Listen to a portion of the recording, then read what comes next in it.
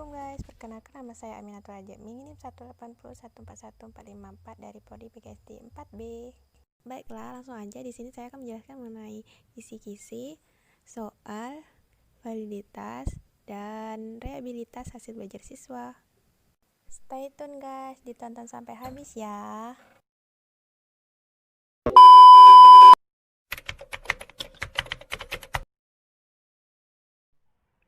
Baiklah, untuk materi yang pertama itu kisi-kisinya. Di sini kami mencoba untuk membuat kisi-kisi kelas 2 dari tema 5 untuk kurikulum 2013.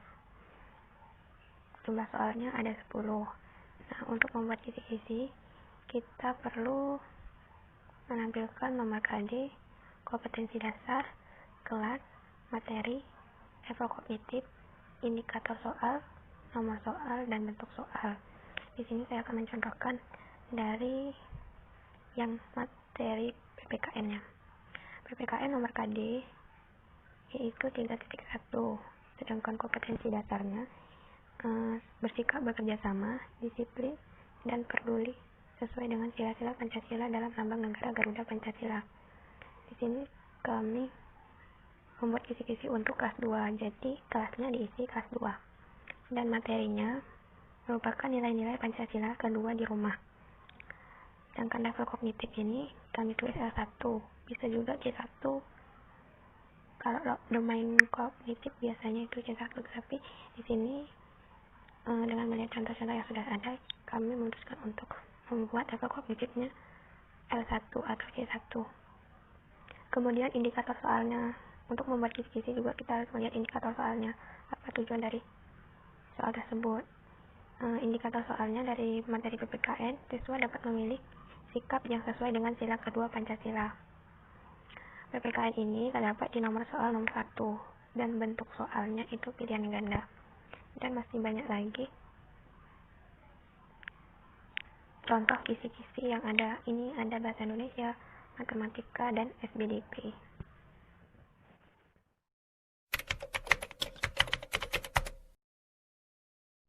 Nah, untuk yang kedua yaitu soal. Soal ini sesuai dengan kisi-kisi yang kita buat sebelumnya tadi. Ada indikator, kompetensi dasar, nomor soal, dan masih banyak lagi itu. Nah, disesuaikan. Pokoknya soalnya disesuaikan dengan kisi-kisi yang telah dibuat. Nah, di sini contohnya nomor 1 sesuai dengan kisi-kisi tadi. Nomor 1 kan PPKN, jadi menyangkut tentang PPKN. Contohnya soal nomor 1, salah satu sikap yang sesuai dengan sila kedua Pancasila adalah. Nah, di sini kan sesuaikan benar kalau nomor 1 itu PPKN dan bahasa Indonesia ada yang kedua. Nomor KD-nya juga tertera. Bentuk soalnya pun pilihan ganda. Jadi soal ini harus sesuai dengan kisi-kisi yang telah kita buat sebelumnya.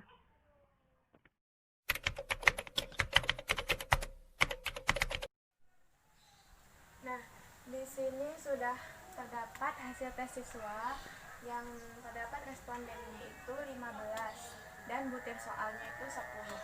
Nah, butir soal ini disesuaikan lagi dengan kisi-kisinya lagi, dan soalnya tadi kan sudah dijelaskan sebelumnya. Nah, kalau pilihan ganda, kalau jawaban benar itu hasilnya 1. Kalau misalkan jawabannya salah itu hasilnya 0. Untuk memvalidasi data kita harus mengetahui dulu, mencari tahu tentang sigma X, sigma Y, sigma XY, sigma S kuadrat, sigma Y kuadrat, baru keterangannya valid atau tidaknya suatu data tersebut. Nah, di sini saya akan menjelaskan dapat dari XY ini dari mana.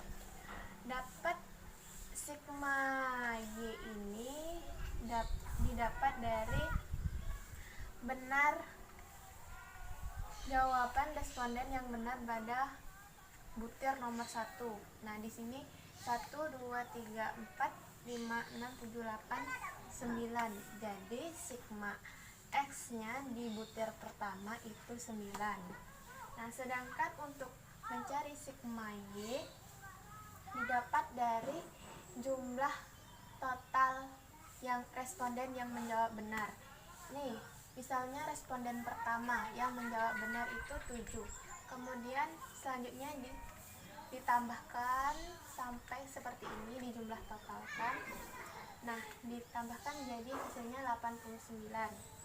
Untuk mencari sigma Y-nya ini didapat dari, misalnya butir soal nomor 1 dikalikan jumlah seluruh yang benar. Jadi 1 kali 7 hasilnya 7, 0 dikali 5 hasilnya 0. Nah, sebelumnya udah saya tulis di sini ya. Butir nomor 1 itu kalau dikalikan terus ditambah hasilnya 57 dan seterusnya. Kemudian untuk mengetahui sigma X kuadrat ini didapat dari sigma X ini dikalikan atau dikuadratkan menjadi, misalnya 9 kuadrat hasilnya 81, 8 kuadrat jadi 64, dan seterusnya seperti itu. Nah, untuk mengetahui sigma Y kuadrat ini 557 ini didapat dari menjumlahkan seluruh angka sigma Y. Jadi 57 ditambah 48 ditambah 52 dan seterusnya, hasilnya 557. Nah, untuk mengetahui data itu valid atau tidaknya, kita harus masukkan rumus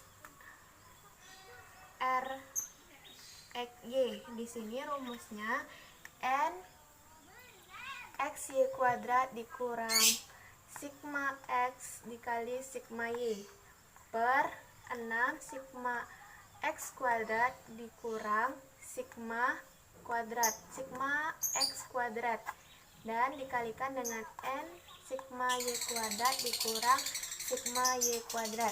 Nah, ini tinggal dimasukkan aja rumusnya yang pertama tadi. Jadi N-nya tadi kan responden itu 15, jadi di sininya 15. Nah, dikalikan 57 X Y kuadrat. Sedangkan yang sigma Y kuadrat ini butir pertama kan 57, dimasukkan 57, kemudian dikurang sigma X itu 9, jadi dimasukkan 9 dikali dengan sigma Y 89 diper akar dari N-nya tadi 15 dikali 81 didapat dari X kuadrat dikurang dari sigma X dikali 2 diper pangkat 2, dikalikan lagi N-nya 15 dikalikan sigma kuadrat yaitu 557 dikurang 89 kuadrat. Nah, dihitung hasilnya 85 kurang 801 per akar 1215 dikurang 81.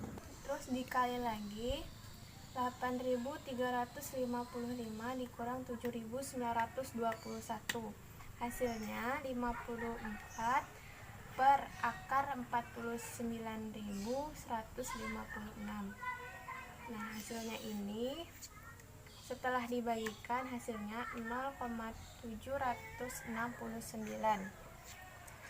Nah, dari sini kita sudah bisa mengetahui apakah data itu valid atau tidak, karena R tabelnya itu 0,553. Apabila data itu valid, R hitung lebih besar daripada R tabel. Tapi sebaliknya, kalau R hitung lebih kecil daripada R tabel, berarti data itu tidak valid.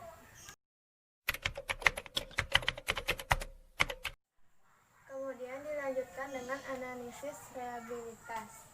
Nah, di sini datanya hampir mirip ya dengan data validitas, cuma dia ada jumlah dan total kuadrat, tidak pakai sigma XY atau sigma X. Nah, cuma total kuadrat. Nah, di sini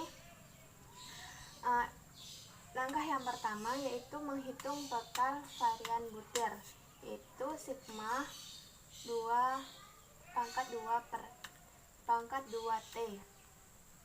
Nah, Didapatkan hasil ini saya jelaskan terlebih dahulu. Total kuadrat ini didapatkan dari jumlah ini dikuadratkan. Jadi 7 kuadrat hasilnya 49, 5 kuadrat hasilnya 25, dan seterusnya.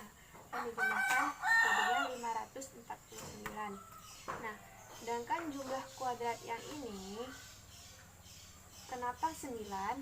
Karena bukan jumlah kuadrat yang ini ya. Jadi 9 ini hasil dari misalkan per butir soalnya dikuadratkan. Jadi 1 kuadrat sama dengan 1, 0 kuadrat sama dengan 0, nah dan seterusnya ditambahkan dan hasilnya adalah 9. Kemudian langsung aja ya ke rumusnya ini. Sigma kuadrat T sama dengan 9 kuadrat per 15. 9 ini didapat dari jumlahnya, sedangkan 9 kuadrat ini dari jumlah kuadrat dikuadratkan di sini per 15. 15 ini dari respondennya kan 15, jadi dihitung hasilnya 0,24 dan seterusnya seperti itu. Kemudian apabila udah dihitung sampai 10 butir soal, hasilnya ini ditambahkan seluruhnya. Misalnya 0,24 ditambah 0,248 dan seterusnya. Dan hasilnya yaitu 2,37. Nah, kemudian teruskan langsung ke langkah yang kedua, yaitu menghitung total varian. Nah, sigma kuadrat T sama dengan 549 dikurang 89 kuadrat per 15 per 15. 549 ini didapat dari jumlah total kuadrat, yaitu 549 dikurang 89 kuadrat ini didapatkan dari jumlah yang benar tadi 89 ini per 15 karena respondennya 15 per 15 lagi karena respondennya itu 15, dan didapatkan hasilnya 1,395. Kemudian hasil akhirnya didapat 1,395. Nah, langkah yang ketiga yaitu menghitung koefisien Kropatsch alpha. Nah, R sama dengan K per dalam kurung K dikurang 1, kemudian kurung 1 dikurang sigma kuadrat T per sigma kuadrat T. Kemudian dimasukkan aja ke rumusnya tadi. R sama dengan 10 dibagi dalam kurung 10 dikurang 1. Mengapa ini K-nya 10? Karena butir soalnya itu 10. Kemudian dikalikan lagi, 1 dikurang 2,37 dibagi 1,395 dan didapatkan hasilnya min 0,77. Jadi kesimpulannya, data di atas tersebut tidak reliable atau